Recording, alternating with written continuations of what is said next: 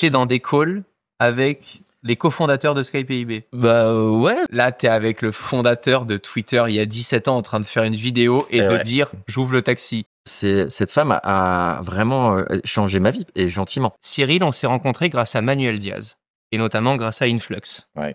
Les gens savent qui est Manuel Diaz. Ah, c'est un mot bingo dans le live. C'est-à-dire que souvent, il y a des histoires qui commencent par « quand j'ai rencontré Manuel », et souvent, dans le chat, on va me dire « c'est un bingo ».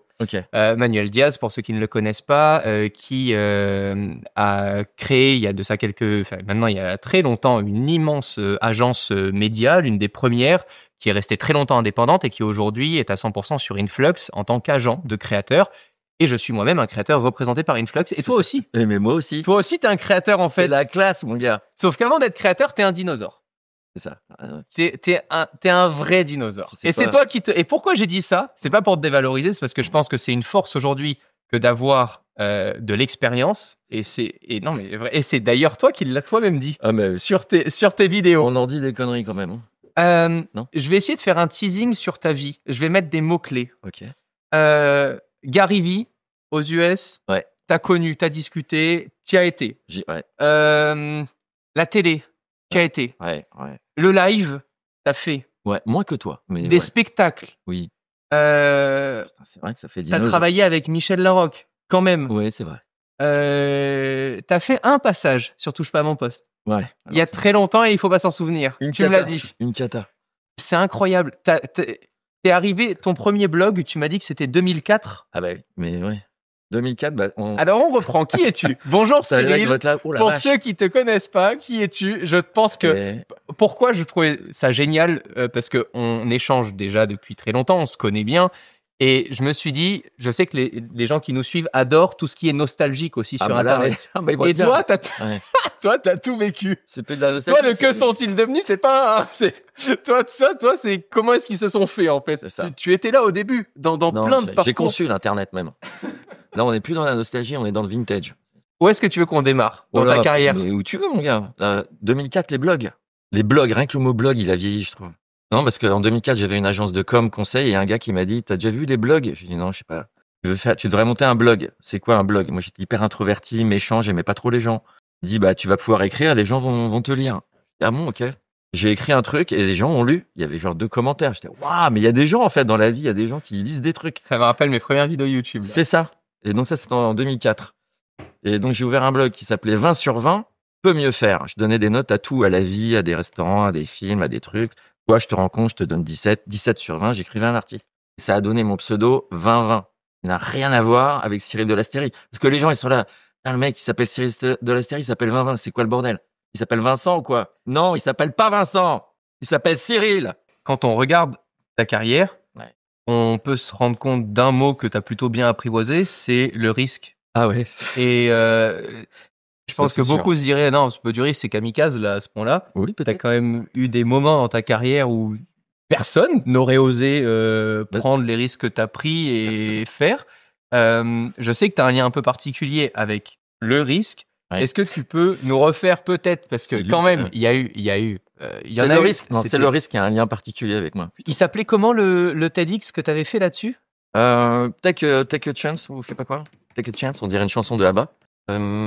Take a Chance. Non, c'est le TEDx de 2014, Turning Risk into Opportunity. Ouais, c'est celui. Quand tu le dis en anglais, ça fait encore plus risqué. C'était en 2014, c'était la clôture du TEDx. Incroyable. Tu sais que celui-là, ce TEDx-là, on me le ressort souvent et tout. Ah ouais? T'as changé ma vie, tout ça. Ah bon, bah dis non, pas souvent non plus. C'est pas tout le temps que je change des vies, mais c'est... Donc, alors, quoi, le rapport au risque? Non, c'est-à-dire que la vie est tellement courte que si tu prends pas un tout petit peu des risques, c'est ce que je me suis dit très tôt. C'est la cata. Tu vois, tu t'endors et un jour tu te réveilles, t'es sur ton lit de mort, t'es là, ah, j'aurais dû faire ça. Non, moi, c'est hors de question. Rien que de penser à ça, je deviens ouf. Donc, je passe mes journées à me dire, ok, qu'est-ce que je veux pas regretter sur mon lit de mort? Pas mes journées non plus. Tu vois l'idée, t'as capté. Et donc, ça, je fais ça depuis l'âge de 20 ans. Et comme j'en ai 30 de plus, du coup, ça fait pas mal de risques. Alors, ça fait rien que le mot carrière me fait rire. J'ai pas de carrière. Tu dis ta carrière, je te remercie, Romain, ça me fait plaisir. Et à la fois, ça me fait de la peine. Les gens, ils savent pas, mais ça fait de la peine. Parce que j'ai pas une carrière. J'ai un chemin. J'ai une route avec des zigzags. Et tu penses pas que c'est ça qui forme une carrière, justement? Non. Pour moi, une carrière, c'est quand tu sais exactement où tu veux, tu fais les étapes. Tu vois, t'étais DIRCOM, DG, PDG. Après, t'es devenu VC. Ok, faut rester pour toi, une carrière, c'est quand tu restes dans le... Ouais, oui, parce qu'une carrière, ou alors t'as une carrière d'entrepreneur. Je sais pas, non, du coup, ça va pas. Moi, je me sens pas avoir une carrière, en tout cas. Je sens plutôt sur un terrain vague que dans une carrière. Une vanne de merde, ça, d'accord? Oui. Ouais. Et puis, et dans ces terrains-là, parfois, tu as des super réussites et puis des vraiment down aussi. Et ça te fait une vie médiane qui est sympa. Non, la vie médiane, elle est sympa. Alors, comment tu t'es retrouvé à faire ce TEDx, à parler de ça? Alors, parce que le premier TEDx, c'était en 2009. À la cantine à Paris, on était 100. Et le créateur de TEDx, Michel Lévy-Provençal, je l'avais rencontré 3-4 fois avant. Parce que j'étais dans l'internet, à l'époque, j'étais un blogueur un peu, tu vois, influent, quoi, tu vois, on était 3. Et il m'a dit, tu veux pas venir parler de ton expérience aux États-Unis? J'étais passé 2 ans, monter une start-up, foirer une start-up. C'est toujours intéressant de voir un mec qui monte un truc et qui la foire. Et j'avais dit OK. Et donc j'étais au premier TEDx Paris, on était 100 à la cantine de Paris, c'était même pas officiel, je pense. Michel Lévy-Provençal a rencontré les gens de TED cette année-là pour faire le premier grand TEDx Paris 2010 à l'espace Pierre Cardin. Et il m'a dit, est-ce que tu veux faire la clôture? J'avais jamais fait de clôture, de rien, et pas TEDx Paris. Et j'ai dit oui, parce que j'aime bien, tu vois, justement, aller me confronter au risque. Et ça s'est super bien passé. J'ai adoré faire ça. Et donc, je résumais ce qui s'était passé, donc les 2 heures de TEDx. Il m'a demandé de le refaire en 2012, et puis en 2014, et puis après, on en a eu marre, et puis après, il y a eu le Covid, il m'a redemandé en 2024, et je l'ai refait en 2025. J'ai le record du monde. Tu parles à un recordman du monde. Vous êtes en train de voir un recordman du monde. Alors, dinosaure peut-être, mais recordman du monde. De TEDx Paris. Sérieux? De TEDx. De participation à un TEDx dans le monde. Je pensais pas que j'avais un record du monde, mais tu vois, j'ai un record du monde. En ce moment, tu es en train de relancer un nouveau projet autour, justement, de la création de contenu. Tu rediffuses par toi-même des sketchs, des news, très bien écrites. Déjà, ça se passe comment? Ça se passe très bien, mais si tu veux, je peux leur expliquer l'histoire des vidéos vite fait. C'est que moi, j'ai commencé à faire des vidéos en 2006. Il n'y avait pas YouTube, 2005-6. Donc, j'avais un pote qui avait un serveur. Moi, j'avais une caméra de mariage. Et j'avais vu un gars qui avait fait une fille aux États-Unis qui s'appelait Amanda Condon. Ça ressemblait un peu à Condom, tu vois. Donc, ça me faisait marrer. Elle avait une carte du monde derrière elle, un bureau et une caméra qui elle filmait. Elle disait des conneries. Et j'ai vu ça, mais c'est comme si j'avais vu la Vierge. J'ai dit, moi, je veux faire ça. Donc, j'ai récupéré une vieille caméra de mariage, toujours les trucs que tu utilises, les caméscopes. J'ai pris un petit bureau. Déjà, j'ai vendu les parts de ma boîte et je me suis réinstallé dans une boîte. J'ai pris un bureau comme ça. J'ai mis ma caméra. 2006. Et j'ai fait le con. Et j'ai créé un programme qui s'appelait Bonjour America. Qui était en anglais, mais avec un anglais, mon gars. Mais jamais. Non, il était très bien. Non. Arrête, je parle pas mieux 20 ans plus tard. Pourtant, j'ai vécu là-bas, mais avec un accent à couper au couteau. Mais le truc a vraiment bien marché. Il a pris, notamment parce qu'il y avait que ça. En France, il y avait le Golden Show et moi. En gros, au tout début, hein. Et donc, les gens regardaient ça, donc invité à la télé, le mec qui fait des vidéos et tout ça, quoi. Et ça m'a donné vachement envie d'en faire. Mais en faisant ça, j'ai rencontré plein de gens. Les nouveaux sont arrivés, les Norman, les Cyprien, tous les créateurs de contenu. Et YouTube est arrivé en même temps. Et moi, à ce moment-là, on m'a dit, tu veux pas monter une start-up à San Francisco? Et j'avais déjà femme et enfant. Et donc, moi, j'avais pas les moyens de m'engager dans la création de contenu comme vous faites. Pour rien, en attendant que ça marche un jour, avec 400 vues et tout. Moi, il fallait que je bosse, j'avais les enfants et tout. Déjà. Et donc, je suis parti aux États-Unis faire une start-up et j'ai raté volontairement, mais volontairement, je l'assume et je regrette rien. Le train de YouTube, je l'ai raté, quoi. Comme je disais dans mon spectacle, parce que j'ai joué sur scène, c'était... On va tout reprendre, vous inquiétez pas, je sais qu'il y a 10 milliards de sujets là. Mais j'ai arrêté la vidéo quand YouTube est arrivé. C'est ce qui s'appelle le flair, tu vois. Truc, le mec a tout, tu vois. Donc, prendre des risques, oui, puis aussi peut-être écouter mieux, mais je regrette pas. Je suis allé faire monter une start-up là-bas, c'était canon. Et après, la vie, elle s'est enchaînée. Start-up, les États-Unis, je suis rentré, j'ai monté une boîte de prod, j'ai fait du théâtre, des confs, des machins, et j'allais pas refaire salut les gars, salut la commune. Enfin, tu vois, c'était trop tard pour moi. Mais, tranquille la vie, un peu maintenant plus sage, et ça va, et puis je gère mon temps, je me dis, mais quand même, ça me démange parce que j'aime bien faire ça. Ce que fait Romain, j'adore, ce que font tous les créateurs, j'adore, même si j'ai effectivement pas le même âge, mais t'as une curiosité, je m'éclate.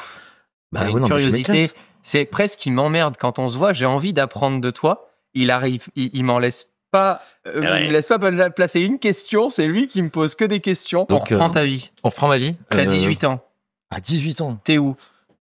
T'es où? Tu fais quoi? T'aimes quoi? On dirait Laurent Boyer, mais personne connaît, donc il y a que moi. À 18 ans, je suis où? Je fais quoi? Je suis dans le 9-2, moi, génération 9-2, mon gars. Je suis né dans le 9-2, j'ai vécu dans le 9-2, j'habite encore dans le 9-2. 9-2 Power. 18 ans, je viens de passer mon bac, tranquille. Ah, on parle au présent, non, ça m'a toujours fait marrer, ça. Ouais. Donc, je viens de passer mon bac, je fais la fête, je vais au Studio A, au Palace, à la Locomotive, je rencontre Edouard Baird dans les boîtes, au Matisse Bar, à 3h du matin. Vraiment? Ouais. Ok. Bon, c'est la grande époque. Et puis, j'ai fait Hippocagne. J'ai pas eu Cagne, parce que j'étais pas assez bosseur, je pense. Donc, je suis allé en fac, fait une maîtrise d'histoire, ça s'appelait une maîtrise à l'époque. Pour ceux qui ont bac -2 comme moi, tu peux resituer Hippocagne? Oh, Hippocagne, c'est après le bac, c'est des lettres. C'est français, philo, histoire. Après, tu fais Cagne. Après, tu fais normal sup. Et après, t'es au chômage. Mais au chômage brillant. T'es un chômage intelligent. Donc, moi, j'ai bifurqué vers la fac. Et en fac, je suis tombé amoureux. Donc ça a foiré toute ma carrière d'emblée. C'est que j'ai passé 3 ans à sécher les cours de fac. Mais j'étais tellement bien. On a fait la fête, on a bien rigolé. Ensuite, j'ai trouvé une école de commerce qui a fait faillite. École de gestion qui a fait faillite, c'est dire le niveau. Drôle. Ah vraiment, on était au taquet de l'école. Hein. C'était le truc, tu payes un bras et après l'école, tu la fermes. Bon, j'exagère après, mais j'ai fait un master marketing à Subdeco Toulouse quand ça s'appelait Subdeco Toulouse. Maintenant, je sais pas comment ça s'appelle. Ok. Le M, je sais pas quoi. Et puis voilà. C'est quoi ton premier souvenir dans l'écriture, la création, Eh ben, c'est après ça. Alors non, j'ai fait le concours général de français quand j'avais 11 ans. Ok. Donc là, c'est quand on t'envoie au casse-pipe avec ton école pour gagner des trucs, puis moi, j'ai perdu. J'ai eu 11. Sinon, c'est quand je suis rentré chez Publicis, donc après le parcours que je viens de citer. Je suis devenu concepteur-rédacteur. Et j'adorais faire des pubs, des trucs, et on m'a donné des sujets à faire sur les éditions Atlas. Ah, mais attends, t'as vécu des années. T'étais chez Publicis en quelle année, à peu près? Mais non, on va pas dire ça, c'est quand t'es né. Oh là là, mais je suis rentré chez Publicis en 96. Genre, attends, juste question tout con, mais il y avait encore des pubs de clopes autorisées ou pas? Non, on fumait dans la voiture et dans le train et dans l'avion à cette époque-là, mec. Incroyable. Je fumais, j'ai arrêté il y a 3 ans. Tu sais, il y a vraiment un truc que je regrette, c'est de pas avoir vécu au moins un vol avec un cigare. C'est ton bureau, hein. Tu peux, vas-y, remets un petit coup de truc, t'auras le... Voilà, voilà. Bienvenue dans le Dark Timeline. Non, c'est fou. Donc attends, tu vis, parce que tu sais, je suis en train de lire en ce moment. Ouais. En ce moment, je suis en train de lire de Jacques Séguéla, Coup de pub. Ouais. Et chaque chapitre, c'est des refs vraiment de l'époque des premières pubs et tout ça. Alors, t'es pas aussi âgé que Jacques Séguéla quand même. Merci. Mais parfois, je trouve, pas tous, mais il y a quand même un certain mépris de la jeune génération envers les générations qui sont un peu plus âgées. Ouais, c'est ça. Et moi, c'est tout l'inverse. Parce qu'en fait, moi, je donnerais tout pour pouvoir parler aux gens qui parfois ont un savoir de fou, qui sont passés par d'autres contraintes, qui ont fait, enfin, tu vois, je trouve que pour moi, c'est une forme d'accélération, enfin, d'accélérateur. C'est brillant, donc, mec. on en est là. Ouais. T'arrives chez Publicis. Ouais. C'est quoi les premières pubs sur lesquelles tu bosses? C'est quoi, t'as des souvenirs, des anecdotes? Alors, le problème, c'est que, bon, je fais le malin avec Publicis. Toi, tu me demandes des pubs, mais moi, je suis rentré dans le marketing direct. D'accord. Marketing direct, il fallait écrire des grands emails plein d'argent, envoyer aux gens pour qu'ils s'inscrivent à des choses. J'ai travaillé pour la Fondation Abbé Pierre. Je me souviens que c'était il y avait des drames dans les fondations. Rosemary qui avait retiré de l'argent pour le cancer. Tu fais que tout mon travail ne servait à rien parce que les gens ne voulaient plus donner d'argent. Donc ça, c'est mon premier travail. Ça a été de récupérer du pognon pour les assos. Ça, j'ai adoré faire ça. J'ai bossé pour la caisse d'épargne aussi. Il fallait faire des emails pour que des courriers les gens recevaient et pour s'inscrire à la caisse d'épargne. Donc, t'as configuré toi-même ton petit serveur IMAP POP3. Mais il n'y avait pas de serveur, mec. Il n'y avait pas d'ordinateur. Mais si, les mails, si tu parles de mails, au début, c'était pas Gmail. Non, je me suis trompé. Il y avait du courrier. On faisait des campagnes de courrier et on faisait des travaux. Il n'y avait pas d'ordinateur, garçon. D'ordinateur, 96 dans les bureaux. Oui, 96. Ouais. Ils sont arrivés là, vers 96-17. D'accord. T'avais les fax, peut-être. Il y a des fax, mec. J'ai des fax. Non, mais les gens, ils disent, ça parle de quoi? Tu m'étonnes, ça parle de quoi? Et quand tu dis, il est inclassable, et je suis inclassable, ce qui fait que c'est l'histoire de ma vie, inclassable. Et je le revendique, messieurs. Je veux pas. C'est trop tard, de toute façon. Je peux pas être classé, c'est fini. Je suis tellement pas d'accord avec ça. Je pense que, alors, toi, pas d'accord avec ça? Non, parce que, toi, tu prônes le fait que, il faut risquer, il faut pas avoir peur d'aller hors de sa zone de confort, découvrir des choses et tout ça. Moi, je prône le fait que l'expérience te permet d'arriver par la suite beaucoup plus vite à des échelles beaucoup plus grandes. Quand tu regardes aujourd'hui l'âge moyen des milliardaires, l'âge moyen des millionnaires, les gens qui ont lancé des boîtes qui sont cotées en bourse de fous, il y en a pas en dessous de 40-45 ans, ça n'existe pas, c'est pas possible. Donc en fait, Et quand tu écoutes Gary Vee, que tu aimes beaucoup, j'aime beaucoup. Il te dit qu'avant... J'ai rencontré, c'est ça qui veut me faire dire. Ben évidemment, c'est incroyable quand même. Gary Vee, pour moi, c'est le gars qui est ouf dans le marketing, dans la com digitale depuis le début. Le gars, il y a son père. Ce gars, l'histoire, tu vas la raconter bien mieux que moi, mais son père a un magasin et vend du vin. Une petite épicerie de vente de vin, de liqueur. Et Gary, il arrive, il dit on peut le vendre sur Internet. Et comment tu veux vendre du vin sur Internet si tu le goûtes pas, si tu le présentes pas aux gens? Bon, on va faire des vidéos. On va mettre un site, on fait des vidéos pour vendre du vin. Ouais. Grossièrement. Grossièrement, c'est un peu ça. Et c'est fou. Et je trouve que ce gars est fou. Et donc, Gary Vee te dit qu'avant tes 50 ans, tu t'échauffes. Tu testes plein de trucs, tu risques plein de trucs. Parce que c'est à ce moment-là où tu as de l'énergie pour te planter et recommencer. Ce qui est très chiant, c'est quand tu n'as rien risqué et que t'es absolument pas sorti de ta zone de confort pendant 50 ans et que tu veux en sortir après. T'es déjà fatigué, t'as moins d'énergie qu'avant. Je dis pas que t'es un vieux, c'est pas ce que je dis. Je dis juste que forcément, à 20 ans, faire 3 nuits blanches de suite, c'est plus facile que quand t'en as 50. Tu m'étonnes. Et donc, je pense sincèrement que il faut que tu te dises, en fait, je me suis vachement bien échauffé. Maintenant, on déconne plus, on va commencer à rigoler. Moi, je suis ton coach. T'as raison, mec. C'est pour ça que je me colle à toi. Parce que je sais qu'à chaque fois, t'en rigoles, mais parfois, j'ai peur que t'aies quand même cette petite graine en toi qui te dise, bon, je vais faire ce truc, mais... Non, en fait, je sais pas si c'est compréhensible ce qu'on se raconte, mais quand on prend des risques et quand on change de chemin à chaque fois, qu'on remet 10 balles à chaque fois, qu'on change, qu'on fait tapis, on a moins, évidemment, de facilité à faire fortune, par exemple. T'es moins sur un tracé où moi j'ai un pote qui a vendu sa boîte après 30 ans, il l'a créé il y a 30 ans de travail, il a grandi, il a grossi, il a vendu. Tu vois, le trajet, il est parfait.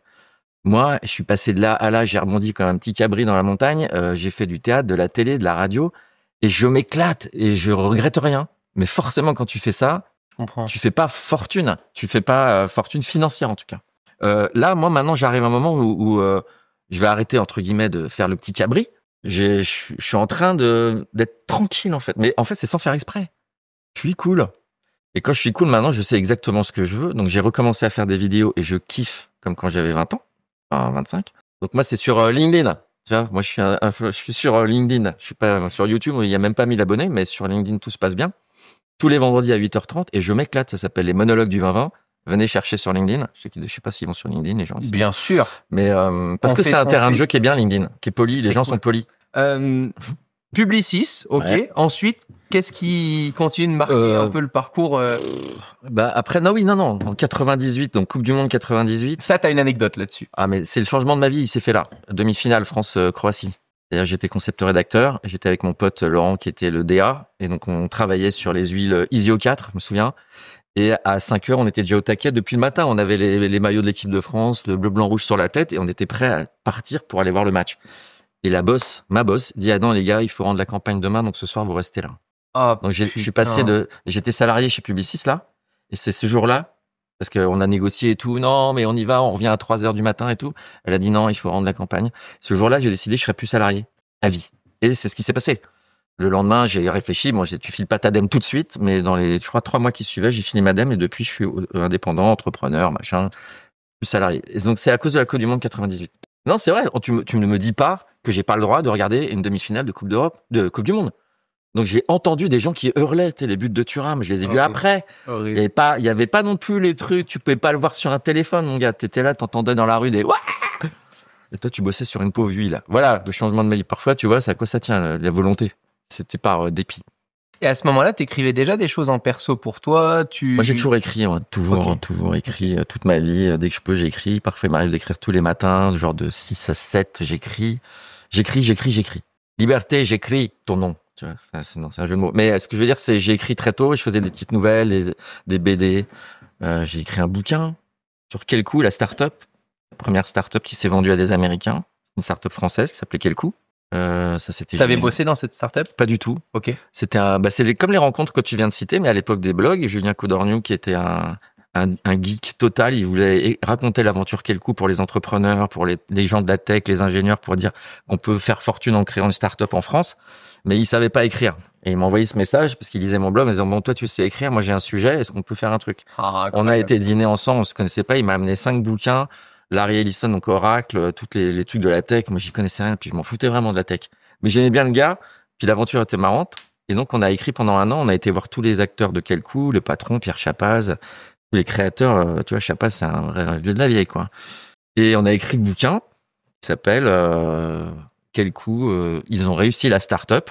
Parce que c'était en parodie d'un bouquin qui s'appelle Ils ont foiré la start-up. Aux éditions Village Mondial, ça s'est super bien passé. Ça ressemblait à quoi les événements à l'époque Alors, à l'époque des dinosaures. Non, pas dans. Mais je veux dire. On arrivait, on mangeait des œufs. Dans les médias, je sais que ça a beaucoup changé. Je me souviens des tout premiers voyages de presse. Les premiers. Ah non, mais il y a des anecdotes de fou autour des premiers voyages de presse, autour de la façon dont les campagnes marketing se faisaient, dans ce que tu pouvais écrire. Et aujourd'hui, tu te dis, ça serait impossible de réécrire ça. Il y a des trucs qui t'ont marqué? Non, c'était la folie. Mais en fait, c'est pas ma meilleure période, la pub, tout ça. C'est pas ce que j'ai trouvé le plus sympa. Moi, j'ai vraiment commencé à m'éclater en quittant la pub. D'accord. Et à partir justement aux États-Unis, créer la start-up. Donc ça, c'est après le livre? Après le livre, ouais, avant, pendant, après, je sais plus moi, tu sais. Mais en 2005, je vais aux États-Unis rejoindre Loïc Lemer, qui est un entrepreneur du web de l'époque assez connu. Assez connu. Qui était vraiment the star française. Et on a monté une start-up sur la vidéo à San Francisco en 2007 qui s'appelait Sismic. Ah ben tu vois, regarde à l'instant, Théo. Vous pouvez parler de Sismic. Eh ben voilà, Théo, mon gars. On y est. Eh ben Sismic, en vrai, Sismic, c'est la première, je pense la vraie première start-up dans la vidéo dans le monde. Et l'idée qu'avait Loïc, c'était de créer on pouvait discuter entre nous en vidéo et d'en faire à peu une espèce de CNN 2.0 où tout le monde aurait pu créer ses propres vidéos. La vision était bonne, l'exécution on l'a un peu ratée, surtout c'était un peu trop tôt. Mais on était financé par le fondateur de Skype et de eBay. Donc il y avait vraiment des sous. T'étais dans des calls avec les cofondateurs de Skype et eBay? Ouais, je suis même allé à Londres avec Loïc voir les gars de Atomico, donc c'était les fondateurs de Skype. Donc moi j'étais là, bonjour. Ils avaient mis je crois 12 millions et sur le projet de Loïc, on est parti aux États-Unis, à San Francisco. Moi j'ai bougé femme et enfant, Loïc là-bas aussi. Ah, t'es un malade. Et on a fait. Ah bah ouais. Mais quand t'y vas, quoi. Tu prends des risques, t'y vas. Et je regrette rien, mon gars. Mais rien. De rien. C'était les deux années fantastiques, ce qui fait que mes enfants sont bilingues maintenant, 20 ans plus tard. Là-bas, c'était ouf. J'ai rencontré John Cleese, le Monty Python. Je sais pas s'il y en a qui connaissent, mais ça a été la plus belle journée de ma vie grâce à Sismic, puisqu'on faisait des contenus vidéo. Raconte pourquoi. Parce que en fait, donc Sismic, c'était une plateforme où on se parlait les uns aux autres en vidéo. Ok. Dans le monde entier, en fait. C'est là où on se rencontrait, comme à l'ouverture des blocs, on pouvait parler à des gens, tu vois. Le village mondial, enfin, il existait. Et donc, moi, j'étais en charge de la communauté, en fait, du contenu. Et donc, j'étais pote avec tout le monde. Je passais 15 heures par jour en vidéo et on se parlait en vidéo. Donc, c'est des conversations qui duraient 8 ans. C'est pour ça que ça n'a pas marché. C'est que les gens, ils parlaient 5 minutes, puis après, il fallait écouter ce qu'ils t'avaient répondu 5 minutes. Donc, c'était mort, quoi. Mais il y avait la vidéo, les commentaires et tout, c'était ouf. Et il y avait un Anglais parmi eux, avec qui on était super potes. Il a vu, j'adorais Monty Python parce qu'on n'arrêtait pas de parler cinéma, des comiques, de l'humour et tout. Et moi, j'ai grandi dans les Monty Python. C'était mon rêve. Et le mec, il m'a dit, ça te ferait plaisir de rencontrer John Cleese. C'est un peu comme si tu dis à un musicien, ça te ferait plaisir de rencontrer, je sais pas, Michael Jackson des grandes époques, ou aujourd'hui, je sais pas, t'adores Taylor Swift, ou j'en sais rien, John Cleese, mec. Bon, aujourd'hui, il a, je sais pas quel âge il a, 85 ans, t'imagines? Mais bon. Moi, même aujourd'hui, je suis prêt à le revoir, à m'occuper de lui à l'EHPAD, tu vois ce que je veux dire? C'est que John Cleese, dans les films, Sacré Graal, tu vois, La vie de Brian, ces films-là, si vous connaissez pas, mais changez votre vie va changer. Et donc, John Cleese, on a passé une journée, on a été le filmer, l'interviewer, comme tu fais tes 20 minutes. C'était moi, c'était avec un des fondateurs des Monty Python. Et cette journée, je la dois au contenu, à la start-up, à cette aventure. Et si j'avais pas fait, je serais resté chez Publicis, ça me fait emmerder pour regarder un match de foot. Non, c'est pas possible. On les embrasse. On les embrasse. Ah non, mais Publicis, c'est une super boîte et j'ai rebossé avec eux derrière. Mais moi aussi. Mais de loin. Tu vois, je veux plus qu'on me dise. Il y en a de plus en plus aujourd'hui qui se mettent en presta. Bah ouais, puis ça arrange tout le monde parce que les boîtes, elles préfèrent, tu vois, ça fait beaucoup moins de charges pour eux. Toi, t'es plus libre, t'es plus détendu. Non, moi, c'est foutu, ça. Donc, meilleure journée de ta vie. Meilleure journée de ma vie. Sismic, ça a été ouf. Après, on a foiré la start-up, c'était compliqué. Est-ce que c'était dans cette aventure-là que t'as rencontré Gary Vee? Ouais, carrément. Gary Vee. Donc, je sais pas si tout le monde connaît Gary Vee. Alors, on va le présenter. On peut le présenter et je vais te laisser le présenter. Tu le connais bien mieux que moi et tu connais bien mieux que moi son parcours aussi. On n'est pas intime non plus, mais j'ai eu la chance de le rencontrer. Effectivement, c'était incroyable. Moi, j'ai tout fait pour. Mais oui, maintenant. Et j'ai pas réussi. Maintenant, c'est un peu là, t'arrives dans des sphères. Maintenant, Gary Vee, c'est autre chose, quoi. Mais à l'époque, donc Gary Vee, fils d'émigrés, c'est quoi, ukrainien, non? Biélorusse. Son père avait fait une petite épicerie de vin, lui c'était le fils, mais très tôt il avait le sens du business, il vendait des cartes et tout, il adorait. Et puis il a eu le sens de l'internet très tôt. C'est un gars, dès qu'il y a une appli, un truc, il y va, il teste toute la journée. Il a transformé l'épicerie de son père en un truc de dingue. Et quand on a créé Sismic avec Loïc, on a eu tout de suite les cadors de la tech qui sont venus essayer parce que c'était la première fois qu'il y avait vraiment de la vidéo. Donc Gary Vee, tout d'un coup, alors que je l'avais moi vu en vidéo, je le vois débarquer dans mes vidéos et qui nous parle. Hello, alors hello Gary. Donc moi je me chiais dessus, tu vois. Ça Gary Vee.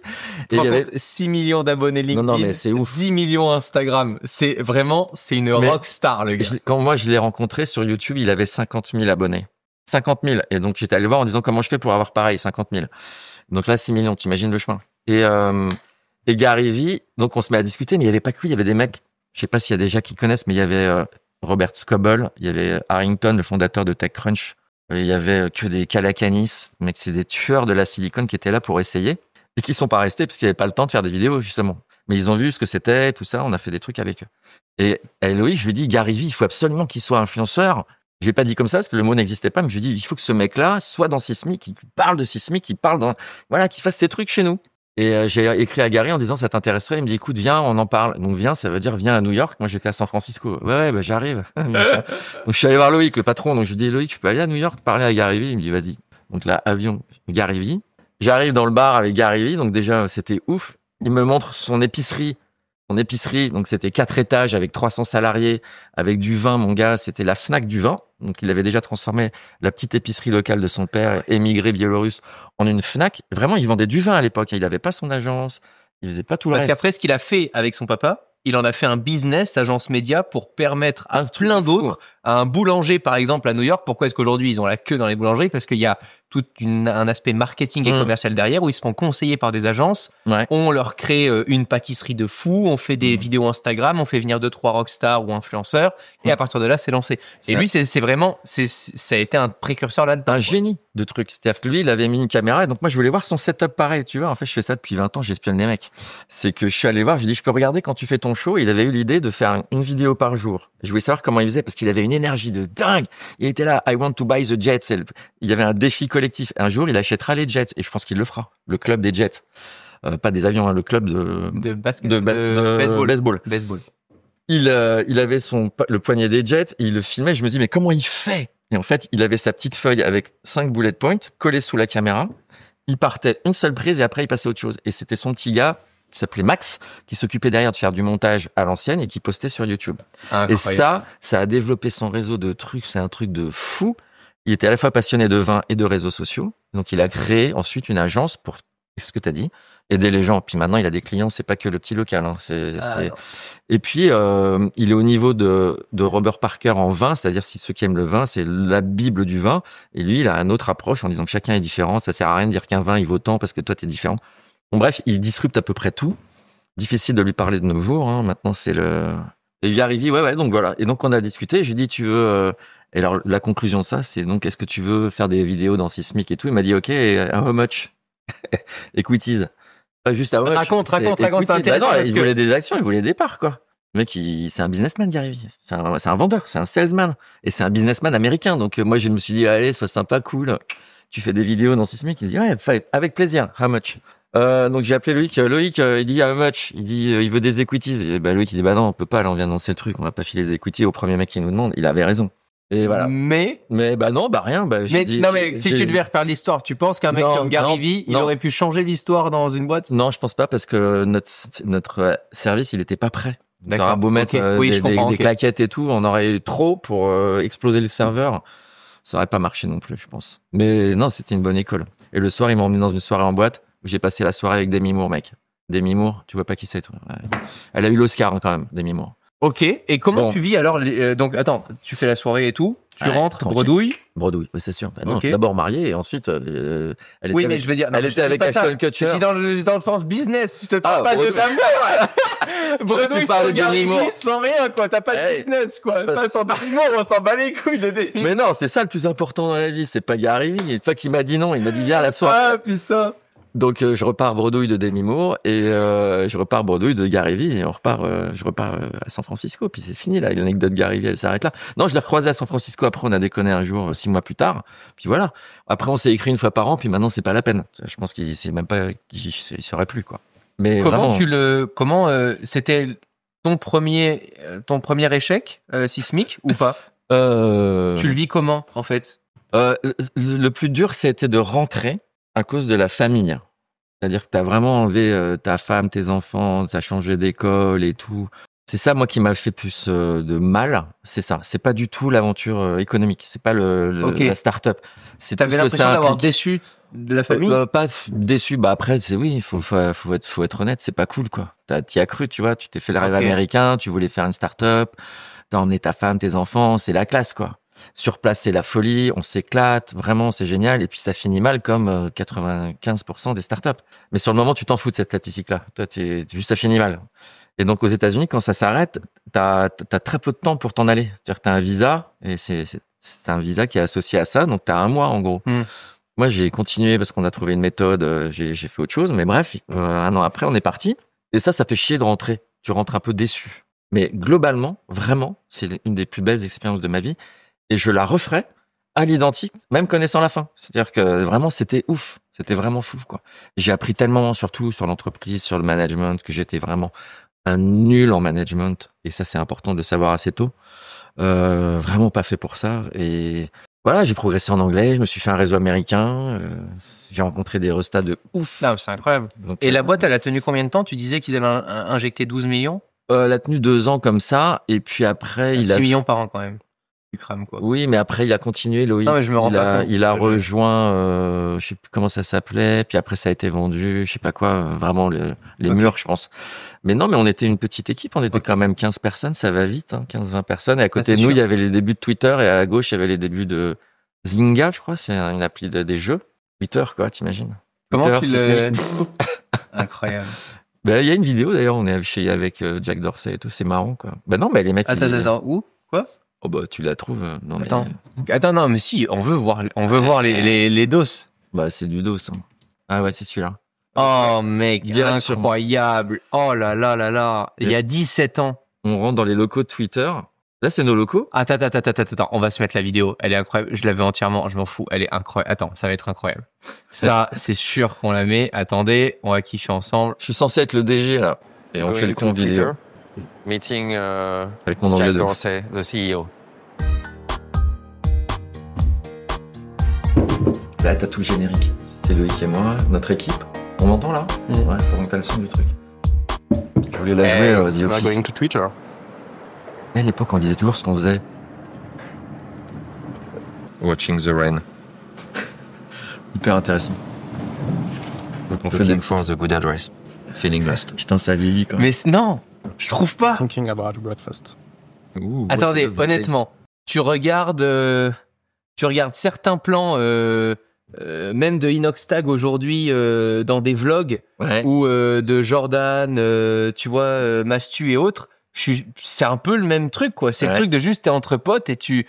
Mais c'est ça qu'on veut, quoi. Regarde, tu vois, William, c'est du DOS, c'est ça qu'on veut. C'est ça qu'on veut, mais moi je voulais copier The Office. J'étais fan de la série The Office. Traffic on this little place. Mon anglais était vraiment basique. Trying to understand. Attends, mais j'adore le Twitter, là. That's hilarious, Vin.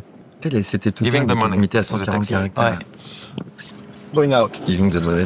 Under the rain. Getting out the taxi. Closing the door. Waiting for Loïc. Seeing Loïc Comer arriving. Waiting for the door to be open. Realizing that the door was open. Answering Twitter. Ça, c'est CTO. Asking if we can shoot or not. This is Twitter. Et là, on arrive dans les locaux de Twitter de tout début. Donc, c'est Jack Dorsey qui va nous recevoir. Filming Twitter office. Saying hello very soon. About to meet Eve. J'adore cela, il y a déjà des coms et tout. C'est ouf. Bah, lui, c'est, comment ça s'appelle? C'est l'autre? Là, t'es vraiment les fondateurs de l'équipe de base. Ah, il est là, tu vois. Saying hello to people. Et là, il nous a dit, on arrête de filmer, je crois. Leaving Twitter office after just 3 3 minutes. minutes. Tu vois, hyper intéressant. Following the CEO. C'est drôle. C'est vraiment. Non mais ça a pas vieilli. C'est vraiment drôle. Ouais, je sais pas. Ah non, moi je trouve ça. Je sais pas. Vous en pensez quoi? Autant il y a des trucs cringe, autant c'est. Waouh, il y a plein de questions. C'est monté avec quoi à l'époque? C'est monté avec quoi? Parce que là, le petit effet template là avec Twitter, c'est une putain d'idée. Et en plus, moi j'ai compris quand tu me l'as dit, vous vous limitiez à 140 caractères même en parlant. Ouais. C'est trop drôle. C'était la vanne sur cette émission. Je trouve ça bien fait. Je crois que c'était Final Cut, mais en fait c'était l'américaine qu'on voit au début dans le générique, Gisèle, qui faisait le montage. J'adore ces plans. Putain. C'est vraiment des. C'est le fondateur. Non mais là t'es avec Jacques Dorsey là. Ouais mec, je suis à table avec Jacques Dorsey. Je suis pas avec Jacques Dorsey. Je mange une pomme avec Jacques Dorsey. Non mais c'est incroyable. C'est pas du Elon Musk là mon gars. Là on parle d'un vrai gars quoi. Là t'es avec le fondateur de Twitter il y a 17 ans en train de faire une vidéo et de dire j'ouvre le taxi. C'est ça. Je ferme le taxi. C'est l'histoire de ma vie. J'ouvre la porte. Non mais et c'est exceptionnel. Je pense que c'est ça en fait le teasing du live pour qu'on comprenne qui tu es. Ouais bah je sais pas si t'arrives à comprendre quelque chose. You get the idea of Twitter. My background was courier and 911 Il était sympa en plus. Hein. We had all these ouais, en vrai ouais. What they were doing right now. That same thing. Il avait lancé Twitter du coup. Ça faisait combien de temps à peu près? Un an ou 6 mois. Oh là là. Attends, dans les dates je suis pas sûr, les mecs seront mieux mais. Ça veut dire que là, à cette époque, il y avait moyen que tu prennes un peu d'equity sur Twitter. Mais attends, je suis pas sûr, mais je me demande si Loïc il en a pas d'ailleurs. Ah mais moi je suis pas sûr, non, fou. Je sais pas. Et parfois moi je regarde des boîtes de temps en temps là qui pop et je fais putain. Ouais c'est chaud. Genre viens on met juste 1000 balles pour rigoler. Ouais, bah là t'avais 1000 balles de cette époque-là, là t'es bien là. Oh, we're definitely friends. Mais je pense que personne connaît ces vidéos avec Jacques Dorsey qui est là. Hein. Même moi j'avais un peu oublié que ça allait jusqu'à là. Je pense que là vraiment c'est banger. Tu ressors ça aujourd'hui dans des médias, les gens hallucinent. Banger ouais. Elle dinosaure. Twitter office. Putain, surtout, je vois que j'ai vieilli, ça fait chier, quoi. Non, mais toi, tu peux dire, j'étais là depuis le début. Ah bah c'est vrai oui. que c'est ce que dit. J'aurais dû y rester, d'ailleurs. Oh, les faits incroyables. Tu vois, déjà, je dansais. Mais tu dansais comme tout à l'heure. Putain, j'ai pas changé, en fait. Ça fait de la peine, un peu. Thinking about my country and my friends who are in the... Ah oui, tu t'arrêtes à 140 caractères. Donc, tu peux pas finir. The point to vomit. Mais non, mais ça me donne des idées. Est-ce qu'aujourd'hui tu continues de voir des gens un peu dans l'ombre? Est-ce que tu continues de faire des trucs que tu montres pas sur les réseaux? C'est quoi aujourd'hui ta vie? C'est quoi aujourd'hui ma vie? T'écris quoi? Tu fais quoi? C'est quoi que tu fais dans la semaine? Je me suis un peu calmé, tu vois. Ok. Donc moi, j'ai une partie de ma vie où je fais du conseil en com, marketing, machin. Je bosse avec une grosse boîte de la tech qui s'appelle Globant, c'est de l'intelligence artificielle, entre autres. Une boîte argentine. Je fais des conférences et aussi des conférences humoristiques où je me fais passer pour des gens. Tu veux que je te raconte ça? Attends, vas-y. Et j'ai pas tout compris. T'as pas compris? Vas-y, raconte. Et ben, la semaine dernière, par exemple, j'ai fait croire que j'étais... J'ai fait croire, mais rémunéré, mec, hein, pour un énorme événement EDF. Je peux le citer, j'ai demandé l'autorisation. Ils ont fait un gros événement comme ils font les boîtes, tu vois, ils réunissent les gens, le speech du directeur, tout ça. Très bel endroit. Et moi, ils ont annoncé que je m'appelais Philippe Martin, PhD. Donc, j'avais créé un faux CV de moi. Oh, c'est hilarant. Attends, j'avais fait Stanford. Mais t'es un malade, en fait. Ah putain, j'étais un malade. Je m'étais fait pousser le bouc. Et j'étais brun, je m'étais fait de la teinture. Je me suis acheté une teinture, mon gars, dans un magasin. Non, mais ta vie est débile. J'avais de la teinture partout autour. C'était une catastrophe. Donc là, par exemple, t'étais... Je me suis fait passer, pour un expert mondial de la relation client dans le domaine de l'énergie. Et donc, ils m'ont annoncé dans le menu, ils étaient 3 chez EDF à le savoir. La DIRCOM, la patronne quand même, et le mec en régie. Et t'avais 400 personnes qui s'attendaient, vu le programme, à voir l'expert mondial de la relation client dans le domaine de l'énergie, EDF. Et donc, je suis arrivé avec mon book brun et mes slides de 16 mètres sur 500, parce que c'était au Puy du Fou, mon gars, avec un écran pour mettre des films de ouf. Je vous assure que c'est pas Serge le mytho. Je vous assure. Non. Regardez les vidéos qu'il nous montre. Mais non, mais les gens, ils y croient pas. Ils me disent, mais attends, ce gars est un génie, mais qui est ce mec? C'est ça. Mais attends, je suis payé pour ça. C'est-à-dire que les mecs, ils payent. Et donc, et c'est toujours pareil, parce que c'est pas la première fois que je fais ça. J'en ai fait déjà une petite douzaine en 3 ans. Pour des boîtes qui parfois ne préfèrent pas le dire. Mais là, ils m'ont dit, tu peux y aller. Pendant 10 minutes, je suis hyper sérieux. Donc, je suis vraiment l'expert mondial, mec. Je dis des trucs. Les gars, ils sont là, ils prennent des notes. Les mecs, ils prennent des notes. Après, il y a 10 minutes où ça bascule, où ils disent, c'est bizarre un peu ce qu'il dit quand même, c'est chelou, notamment quand je compare j'ai fait une comparaison avec la proctologie, donc les analyses proctologiques, ça fait souvent, ça fait des douleurs, donc il faut des spécialistes et tout. Il est fou, lui, ou quoi? Et après, les 10 dernières minutes, je fais des recommandations à EDF, moi, pour les 5 prochaines années, je fais des recommandations au groupe, 14 recommandations. J'ai la liste. Je pense que j'écrirai un truc la semaine prochaine sur LinkedIn pour résumer. Et les recommandations, mon gars. Mais les gens, ils pleurent. Ils se disent, mais qu'est-ce qui se passe ? Il y avait des centrales nucléaires de salon. Il y avait la lingerie EDF pour que les salariés soient bien dans leur slip. Je te jure. Et les mecs, ils pleurent. Et à la fin, ils pleurent de rire. Mais juste à la fin, il y a des gens qui n'y croient pas et qui se disent, mais il est expert ou pas ? Parce que j'ai été annoncé comme tel. Donc, quand tu es annoncé comme un expert, bah, t'es un expert. Ce qui laisse penser à ce qu'on prend comme expert de nos jours dès qu'il y a un mec qui est Allez expert. suivre ce Maladied. T'as 20 000 personnes quand même qui te suivent sur LinkedIn, c'est ouf. Ouais. C'est vraiment ton réseau. C'est là où je m'éclate, moi, sur LinkedIn. Bah, c'est le réseau de LinkedIn, tu vois. Non, en fait, moi, je me suis mis sur LinkedIn parce que j'ai horreur des gens mal élevés. Et sur les autres réseaux, souvent, tu te fais insulter. Ben non, moi, regarde, on est partout en live. Toi, t'as de la chance, t'as des gens sympas. Mais moi, souvent, tu te fais insulter et j'ai passé l'âge de me faire emmerder. Donc, moi, ce que je faisais, c'est que je détruisais tous les gens qui me parlaient mal. Donc, à la fin, t'as une communauté avec ta mère et que j'adore et que j'embrasse sûrement. Mais donc, alors sur LinkedIn, les gens, comme il y a leur CV, leur boulot et tout, ils sont un peu polis quand même. Il s'est passé plein de choses avant que t'arrives à troller le public comme ça d'un client. Ouais. Tu reviens des États-Unis. Ah oui, c'est passé des. Tu continues d'écrire. Et là, comment ça se passe pour le spectacle, pour les conférences TEDx, Michel Larocque? Là, j'ai plus. Ouais, t'as perdu en chemin. Quand je suis revenu des États-Unis, bah, il fallait que je refasse ma vie un peu. Et j'ai monté une boîte de production audiovisuelle. Ah, mais les gens, ils vont kiffer, mon gars. Parce que les programmes. Ils kiffent déjà. Dans les programmes. Attends, j'y arrive. Production audiovisuelle, avec 2-3 personnes, on a monté une boîte qui s'appelait Story Circus, qui existe toujours. Avec ça, on a fait DataGull. Je sais pas si tu vois DataGull. Mais très bien. Et c'est là, je savais pas. C'est toi qui as écrit ? Non, j'étais pas l'auteur. Moi, j'étais juste producteur sur cette série, mais j'étais pas l'auteur. J'aurais bien aimé. J'aurais gagné plein de sous. Mais il fallait être journaliste pour faire DataGull. Et c'est une très belle équipe avec. Donc là, t'as bossé là-dessus.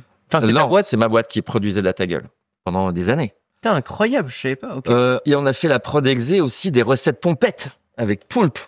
Mais non. Mais si, mon gars. Exé, hein, pas la prod des Mais je savais pas que t'avais bossé là-dessus. J'y ai pas bossé là-dessus, ma boîte.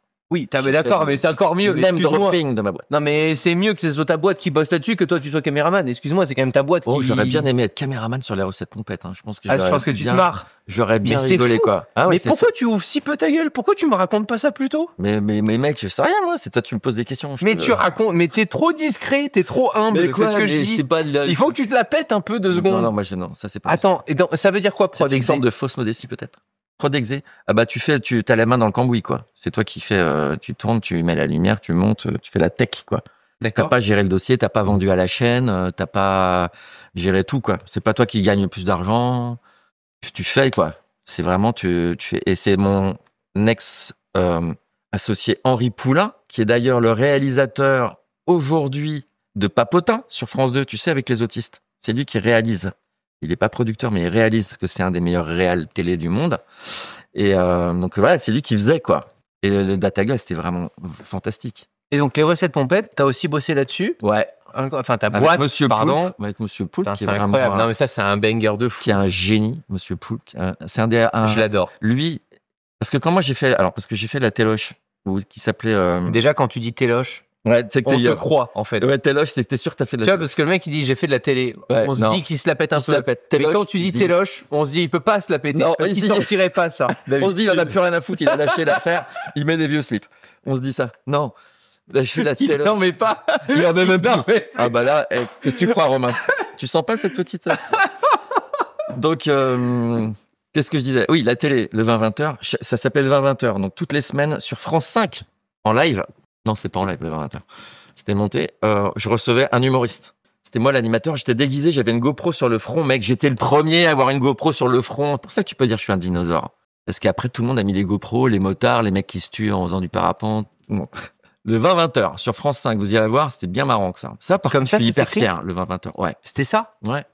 Oh là là. Le pseudo, c'est 20-20. Oh là là. Oh, je sens qu'on va rire. Ouais, il y a des trucs de ouf. Hein. Il y a 12 ans, tu faisais 230 000 vues? Ah ouais, je savais pas. Mais ça, c'était sur YouTube. Mais nous, on était sur France 5. On s'en foutait de YouTube. Le mec, on avait rien compris, tu vois. On était à l'envers. Merde. T'entends? Je t'emmerde. Allô? Vous étiez des malades. Attends, mais je suis déguisé. Tu me vois pas en pervenche, là? Oh, pétard. J'étais déguisé tout le temps. Mais on rigolait à cette époque. On savait rigoler. C'est ça, la téloche, mec. Et là, tu te marrais. Aujourd'hui, t'as le coincé du cul partout. Sur France Inter, dans l'émission On va tous y passer, et bientôt au cinéma. J'ai fait Claire Chazal, mais il y a Jérémy Ferrari, il avait des cheveux à l'époque. T'as bossé avec Jérémy Ferrari? Il était invité. Okay. C'est un de mes invités. Je dis ça pourquoi? C'est que dans mes invités, il y en a 2 qui m'ont fait craquer de rire. Parce que normalement, je peux arriver à pas rire. C'est cool. C'est Arnaud de sa mère, tu peux pas résister. Je l'adore. J'ai eu la chance de faire un karting avec Arnaud de sa mère et de rentrer en voiture. Il a la gentillesse de me raccompagner. Il est ouf, ce mec. C'est surtout un amour fou, quoi. Un amour. Incroyable, ce gars. Et quand il a l'œil qui frise, il a décidé de te faire marrer, c'est fini. T'es foutu, c'est mort. Et moi, alors j'avais une émission avec des gens quand même, parce que cette gueule, mais mec, c'est incroyable. Sérieux, mais là, il y a rien qui va, c'est incroyable. Je t'emmène, si, y a rien qui va. C'est incroyable de te voir déguisé comme ça, c'est fou furieux. Regarde. Je suis désolé, mais c'est incroyable. Attends, qu'est-ce qu'il dit? Il y en a un qui pose une question, mais la vraie question est comment il arrive à vendre ça à EDF? Et c'est ça, la vraie question. Et en fait, il y a des agences de conférenciers, vous savez peut-être pas, qui travaillent et qui placent des gens. Et là, EDF avait dit, on voudrait un truc un peu original parce qu'on en a marre des trucs classiques. Et là, la meuf avec qui je travaille, une fois par an, elle arrive à me vendre, elle dit, un truc pas classique, mais je te préviens, c'est chaud. Hein. Et elle a vendu ça. C'est incroyable. Et EDF a dit, on prend le risque. Et vraiment, c'est bien parce que les marques, souvent, elles ont la trouille d'un gars qui, quand elles maîtrisent pas le discours et tout, elles ont la trouille. Et là, EDF, là, grand respect, quoi. Incroyable. De base, ma question, c'était... Comment est-ce qu'on en arrive à faire un spectacle avec Michel Larocque? Comment est-ce qu'on en arrive sur TEDx? C'est ça. C'est que Michel Larocque a été une des 30 invités de... Pardon pour ceux qui n'ont pas, mais... Du 20-20h. Ouais, t'as raison, parce que Michel Larocque, je le raconte... Mais c'est incroyable. Non, pour le coup, Michel Larocque, c'est quand même fou. Quoi. Cette femme a vraiment changé ma vie, et gentiment. C'est-à-dire que... Bon, je vous raconte. Donc, à ce moment-là, j'ai 40 ans. Je reviens au présent, comme quand tu disais tout à l'heure. J'ai 40 ans et je me dis putain, j'avais quand même un rêve d'enfant, c'était de faire de la scène. Je voulais monter sur scène et faire le con. Sur scène, au théâtre, pas uniquement en vidéo, tout ça. Ça, je l'avais fait. Mais simplement, à 40 ans, comment tu fais pour monter sur scène? Personne t'attend, quoi. Le mec, ils ont autre chose à faire et puis t'es pas crédible. Il y en a encore un qui s'y met sur le tard. Mais, comme je disais, on s'en fout, on y va, sinon on va regretter. Et donc, j'ai écrit pendant 1 an, le soir, dans ma cuisine, avec les enfants dans les chambres et tout, j'écrivais mon one man. Et un jour, je me suis dit, allez, j'y vais, je me lance, alors que je suis timide, j'ai la trouille, j'avais jamais fait de scène, j'avais fait de l'impro, mais c'est pas pareil. Et puis, dans les invités que j'avais au 20-20h, la personne la plus gentille de toutes, c'était la plus célèbre. C'était Michel Larocque. D'accord. Qui était la seule qui était pas humoriste. C'était une comédienne, mais elle était venue parce qu'elle avait un film. Normal, ils font tous de la promo. Elle a été gentille avec les techniciens, polie, aimable, à l'écoute, tu vois, alors que j'ai vu des mecs plus jeunes, vraiment des gros cons, quoi. Et j'y suis allé au culot. Je lui ai dit, voilà, bonjour Michel, un jour, tu te souviens peut-être, t'étais dans mon émission le 20-20h. Elle dit, oui, je me souviens. Voilà, j'ai vu que sur ton Wikipédia, t'avais jamais mis en scène personne. Et je me suis dit, peut-être que tu pourrais commencer avec moi. Mais le culot je veux bien faire le cobaye. Je lui ai dit ça comme ça. Elle m'a dit, parlons-en. On a été prendre un café, je me souviens, dans le cœur de Paris, dans un hôtel, bref. Et je lui amène mon scénar, mon script. Et elle me dit, bon, je le lis et je te rappelle. Et là, ça, moi, quand on me dit ça, tu te dis c'est mort, quoi. Laisse tomber, c'est mort. Mais 10 jours après, elle m'a répondu un petit SMS avec marqué « J'ai adoré, on le fait ». J'ai adoré, on le fait. C'était aussi court que ça. Je crois que c'est dans mon TEDx.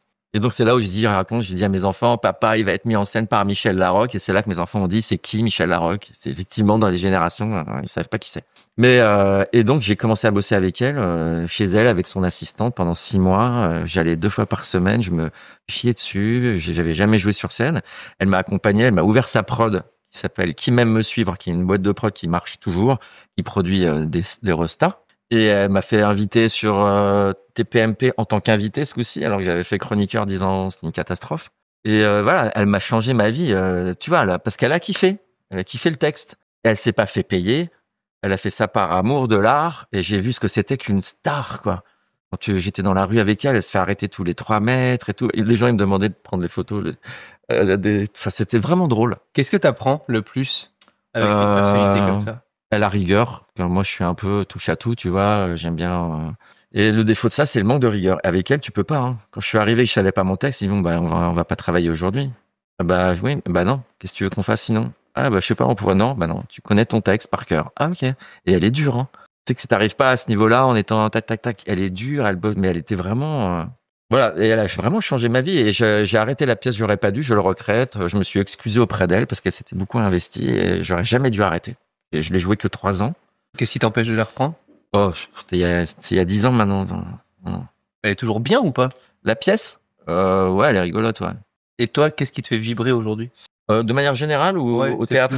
plus- Non, Enfin, c'est plus... tu passes d'une question à l'autre. Je veux dire, est-ce que c'est toujours... Parce que ce que j'ai essayé de comprendre, c'est si Ouais. t'as fait un truc comme ça qui t'a marqué, et pourquoi est-ce que tu t'empêches ou pas? Ou est-ce que c'est Non, quelque chose qui te plaît moins qu'avant? Je m'empêche pas, mais en fait, donc j'ai fait ça avec Michel Larocque, ça s'appelait À mon cher moi. Et j'étais dans une couronne mortuaire, et tout le spectacle, c'était 1 heure où je réglais mes funérailles. Je voulais exactement maîtriser tout ce qui allait se passer à mes funérailles. Et donc, je mourais sur scène tous les soirs. Tu peux le voir sur Billard Éduc. Ah bah, il y a l'affiche encore. Ah, tu le mets. Oh, putain, c'est moderne. Non, sérieusement, tu m'as pas fait ça. J'ai fait exprès, mec. C'est horrible. Tu peux mettre l'affiche en live. Je me vois. Attends, est-ce que je suis bien coiffé? Salaud. Et tu me dis quand ça démarre. Bien coiffé d'ailleurs ou pas? Et donc, à mon cher moi, c'était vraiment canon. La comédie des 3 bornes. On l'a joué beaucoup. Après ça, tu vois, une petite photo d'elle et moi. Clique. C'est Ah, tu incroyable. vois pas les trucs. Elle était vraiment, vraiment cool. C'est ouf. Et puis après, j'ai joué une autre pièce qui s'appelait Et il est où le bonheur dans ton cul. Ça s'appelait comme ça. Ça me dit quelque chose. Au point virgule. Bah, Il est où le bonheur, c'est une chanson et le mec, il nous a copié le titre. Je sais plus comment il s'appelle. Là. Pas Calogero, l'autre. Et il est où le bonheur? Il est où? Copié Christophe Maé.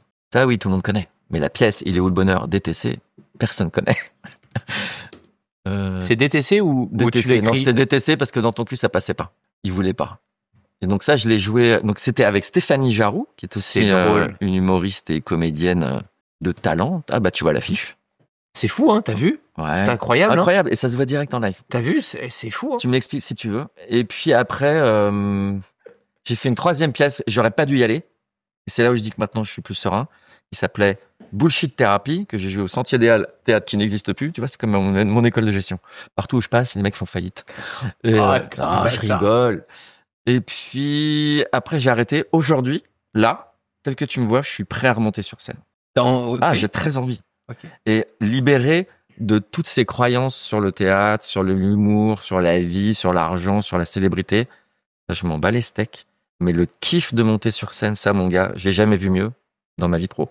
Le kiff sur scène, les soirs où ça se passe c'est jouissif comme t'imagines pas. Tu ressens quoi? C'est un truc de dingue. Je sais pas, c'est des ondes. Il y a des soirs où tu peux faire n'importe quoi. Et maintenant, tu le vois, parce que moi, alors effectivement, c'était qu'il y a 5-7 ans. Mais il y a 5-7 ans, il n'y avait pas toutes ces humoristes qui se filment. Tu fais premier plan avec le discours avec les gens où maintenant, tu es obligé de faire ça. Nous, on faisait pas d'interaction, sauf si c'était écrit. Donc, c'était vraiment du théâtre à l'ancienne d'il y a 5 ans. Tu vois ce que je veux dire? Où c'est le texte qui compte, donc il y a une espèce de folie, et les jours où ça se passe bien, je sais pas, ça te prend tout le corps, t'as l'impression d'être aimé, parce que pourquoi on fait ça? Parce qu'on est des enfants qui avons souffert et qui cherchons l'amour, qu'on n'a pas trouvé. Ce qui est pas vrai, j'ai eu une enfance super. Mais non, je sais pas, t'as besoin d'amour, de reconnaissance, j'en sais rien, tout. Ça, j'ai aussi un peu laissé passer, parce qu'en fait, ce qui me fait kiffer, c'est de faire marrer les gens. Aujourd'hui. Là, j'étais encore un peu dans l'ego de vraiment, le théâtre, le truc, ouais. Et c'est mon détente-toi, on va tous mourir, tranquille. Là, maintenant, j'ai envie vraiment d'y aller pour m'éclater, pour que les gens s'éclatent, parce que quand tu t'éclates, les gens s'éclatent. Je l'ai vu à EDF, où je me suis poilé, les gens se poilaient parce que je riais. C'est fou parce que j'ai l'impression que tu as vraiment 2 parties, pas forcément opposées, complémentaires aujourd'hui, mais il y a une partie avec des créations très physiques, le spectacle, des représentations professionnelles et tout ça, et une partie vraiment réseaux sociaux, où tu as baigné toute ta vie dans Internet et avec plein de gens. Enfin, t'as quand même une vidéo avec toi où t'es avec Jacques Dorsey. Enfin, moi, c'est incroyable. Je veux dire, dans ma tête, c'est ouf. Toi, qui est-ce qui t'a inspiré? Oh là! Bah, John Cleese, on en a parlé tout à l'heure pour ceux qui arrivent. C'est les Monty Python. Moi, c'est à 13 ans, j'ai eu le choc de ma vie avec les Monty Python. Après, en France, c'est les Nuls. Ma génération, les Nuls. Ok. Donc, Alain Chabat et toute la clique. Après, c'est Alexandre Astier. Incroyable. Donc, après Kaamelott et ces trucs-là. Ouais. J'aime beaucoup Albert Dupontel. J'adore ce réalisateur, tu vois qui c'est? Non, pas du tout. T'es pas très cinéma, Romain, non. J'ai l'impression. D'accord, non. ok. Comment tu vois du coup aujourd'hui l'appétence que t'as pour le théâtre, le jeu et en même temps les réseaux sociaux? Comment toi t'as vécu les réseaux sociaux tout au long? Qu'est-ce que tu dois faire aujourd'hui en ligne? Et du coup, on l'a compris, peut-être de nouveau au théâtre et autres prochainement. Ouais. Alors en ligne, bah c'est simple. Ce que je me vois faire, c'est ce que je fais. C'est les monologues du 20-20 tous les vendredis matins à 8h30 sur LinkedIn. Ça, faut que je vous montre. Après, tu peux le voir. Je l'ai mis sur YouTube, mais c'est plus pour archiver. Parce que YouTube, c'est un peu tard pour que je crée. J'ai pas 10 ans devant moi, tu vois. Ouais, mais je pense Les pas. dinosaures, au bout d'un moment, ils disparaissent. Je pense que YouTube, ce qui est difficile, c'est de trouver l'accroche non, qui mais peut, j'essaye même parler pas. au grand public. J'essaye même pas. J'ai pas Parce le que c'est temps. cool, là, déjà, les miniatures et tout ça, tu vois, t'as Ouais, déjà ça- une direction artistique. Ça, c'est quoi. Quentin qui a fait ces miniatures, que tu connais bien. On l'embrasse. Mais après, c'est moi. Et tu vois la différence? Ça, c'est toi? Oui, moi, je mets juste ma Ah, mais gueule. ça, on dirait le SAV. Oui, bah, je mets un masque pour... Service Non, mais c'est une après-vente catastrophe. des émissions. Mais le truc, par contre, je m'éclate et ça marche très bien sur LinkedIn. Ça marche super bien. Et ça, je veux continuer parce que vraiment, je m'éclate. Ça me donne un... Vraiment, toutes les semaines, je kiffe à le faire. Mais comme je kiffe être là, je kiffe à faire des trucs comme ça. Et j'aimerais aussi faire davantage, à partir de septembre, octobre, des vidéos live, même comme ça. D'ailleurs, tu viendras. Et plus pour parler de bordel qui se passe en France, mais un peu en se moquant d'eux, quand même. Pour un monégasque, ça va être drôle. Et un peu nuancé parce que j'en ai ras-le-bol des extrêmes et des communautés. Voilà. Comment tu vois les réseaux sociaux, toi, aujourd'hui? Comme toi, Mais tu disais que tu t'amusais principalement sur LinkedIn. Ouais. Après, je passe 1 heure sur Insta et TikTok tous les jours. Et sur TikTok, tu te vois pas faire de l'impro? Si, je vais en faire. Ah, J'en ai je te fait vois TikTok. trop, sur TikTok, je te vois trop faire de l'impro. De l'impro sur TikTok, pourquoi pas? Sur de l'actu, sur Ouais, des ouais. choses. En À fait, partir de septembre. En fait, je sens que t'es un mec à hook. Je sens que t'es un gars qui trouve le truc au début qui fait qu'on a envie de rester et qu'on va peut-être se marrer. Tu vois ce que je veux dire? Dis ça à ma meuf. Non, TikTok, j'ai pas encore trouvé la clé. J'ai fait plein des trucs. En fait, TikTok, pour moi, c'est fascinant. J'y suis un observateur beaucoup. Ça, c'est les mecs qui disent pourquoi ils glandent 2 heures sur TikTok. Je suis en observation. Ah oui, c'est la fumée. Waouh. Si, j'ai ma vidéo phare sur TikTok. La première, elle est à 220 000 vues. C'est pas si mal pour une petite vidéo d'un daron, tu vois, parce que TikTok, j'ai quand même le double de il y en a plein qui réexplosent. Tu vois, Laurent Baffy, par exemple. Ouais. C'est incroyable, ça cartonne. C'est très bien ce qu'il fait. Il y en a plein qui. Ouais, mais j'aime bien. S'éclatent. Et c'est facile à faire. C'est pas très dur. Et voilà, après. Parce que parfois, tu te mets beaucoup la pression dans les discussions qu'on a du setup. Ouais. T'as tout le temps envie d'avoir un truc et tout. Ouais, Et TikTok, c'est ça qui est génial, c'est que tu peux prendre un téléphone, raconter une bonne histoire, et vu que toi, t'es un auteur. C'est vrai. C'est ça qui est. T'as un pouvoir que les autres rêveraient d'avoir. Carrément. Et toi, t'as un truc qu'on peut pas acheter. Tu peux pas acheter le fait de bien écrire ou d'avoir des bonnes idées. Tu peux pas, tu vois, ou alors si, mais ça coûte très cher pour travailler avec les bons auteurs. Ah bah là, mon gars, faut aligner les billets, quoi. Si tu veux bosser avec moi, vas-y, aligne. Je pense vraiment que t'aurais. Non, mais je vais le faire. Ça en fait, c'est marrant que tu dis ça. Ouais, j'ai l'intention de faire du TikTok sérieusement à partir de septembre-octobre. TikTok, Instagram. Parce que pour le moment, j'ai rien fait. Alors, si tu vois, j'ai 3000 mecs. Et pourquoi septembre et pas là demain matin? Parce que j'ai 2-3 trucs à finir. Tu vois, j'ai chaud. C'est bien, je t'embête. Toi, tu nous apprends le risque. Si je voulais, non, mais je pourrais le faire demain matin, mais je vais faire 3. Non, ça va être horrible. Je me connais. En fait, j'aurais déjà fait depuis 6 mois, c'est ce que j'ai en tête, mais je voudrais le faire bien. Tu vois? Comment tu prépares un nouveau projet comme ça? J'y pense tout le temps, moi. Je dors très peu, je dors 5 heures, donc j'y pense tout le temps. Je pense tout le temps en scooter, j'y pense. C'est infernal. Et là, je peux juste montrer ça, cette relique qui est là? C'est quoi, le carnet, là? Ouais, j'ai pris des notes. Tu notes tout comme ça tout le temps? Non, c'était pour frimer, quoi. Faire vintage, si je note tout sur un carnet. Il y a un corps derrière. Non, mais attends. Il est venu tout à l'heure en live, il prenait des notes pour voir avec quoi je faisais mon stream et tout. C'est dingue. T'es tout le temps curieux comme ça, à noter. Mais sinon, tu meurs, mon gars. Non, mais moi, mais tout le monde, on est plein comme ça. Moi, je note d'abord parce que sinon, j'oublie. Le pire, c'est le matin. Tu vois ces idées que t'as le matin qui sont brillantes. T'allumes la lumière, elle a disparu. Le temps que tu trouves ton Mac et tout, ton machin, tu la notes, c'est fini. Et tu savais que c'était l'idée de l'année, quoi. Donc moi, c'est pas possible, ça me rend fou, ça. Donc j'ai un carnet que je regarde pas d'ailleurs, parce que je retiens. Bon, bref. Qu'est-ce que tu penses de l'intelligence artificielle? Oh là, t'aimes bien la guerre? Ça n'a aucun rapport. Aucun rapport. Qu'est-ce que tu penses de l'intelligence artificielle? En général, on peut parler de Palantir Technologies pour mêler les deux, mais je pense que là, on part dans un tout autre live. Moi, j'adore. Alors, ça veut rien. Enfin, l'intelligence artificielle, elle est là. Donc, qu'est-ce que j'en pense? On va se la prendre dans la gueule, qu'il va y avoir un chômage à 2 chiffres. Ah ouais? Oui, je pense. Mais c'est pas grave, on va se réorganiser. Ah. Moi, ça m'aide à travailler tous les jours. Et je le fais comme compagnon de route. C'est un sparring partner d'écriture parce que. Tu utilises laquelle? Tous. Je les mets en compète. Oh mon gars, je m'éclate. Je les mets en compète. Je fais un truc avec ChatGPT. Je suis très très content de ce qu'il a fait. D'abord, je lui demande de s'auto-critiquer. Ça, j'adore. Parce que je lui trouve les failles de ton truc. Il adore le faire. Ça le stimule. Donc, il te sort un truc encore mieux. On dirait que tu parles d'un Doberman. C'est un Doberman. ChatGPT, c'est un Doberman. Après, tu le files à Claude AI. Ça, c'est un caniche. mais stylisé. Claude AI, c'est un caniche stylisé. C'est un peu un poète. Claude AI, c'est celui qui écrit le mieux. Alors, si tu veux faire des chansons sur Suno, Claude AI, c'est une tuerie. Tu lui donnes 3 mots, il te fait le tube et tout, les contraintes stylistiques. Moi, je suis impressionné de toute la connaissance que t'as même dans la tech. Tu lâches rien. Non, mais chaque nouveau truc que t'as, toute l'actu, tu te la bouffes, quoi. C'est impressionnant. Mais je fais pas d'effort. Ça m'éclate. Tu lis tout en anglais dans des médias américains ou pas forcément? Je lis dans la langue qui arrive. Ok. Je préfère le français, ça me repose. Non, l'anglais, ça me saoule. L'anglais, je mets 2 fois plus de temps, même si je parle anglais. C'est crevant. Je préfère quand c'est en français. Ok. Mais je finis sur l'IA parce que c'est un super truc si les gens l'ont pas fait. Et après, tu le donnes à Gemini. Pour moi, c'est les deux boss. T'as le Doberman et le Pitbull. C'est Chat et Gemini. Après, t'as les poètes. Mais Grok, c'est vraiment bien aussi. Grok et Claude. Et Gemini, tu lui dis, il y a ChatGPT qui m'a sorti un truc de ouf, mon gars. Est-ce que tu peux faire aussi bien, voire mieux? Et là, le gars, je te jure, ils ont les nerfs.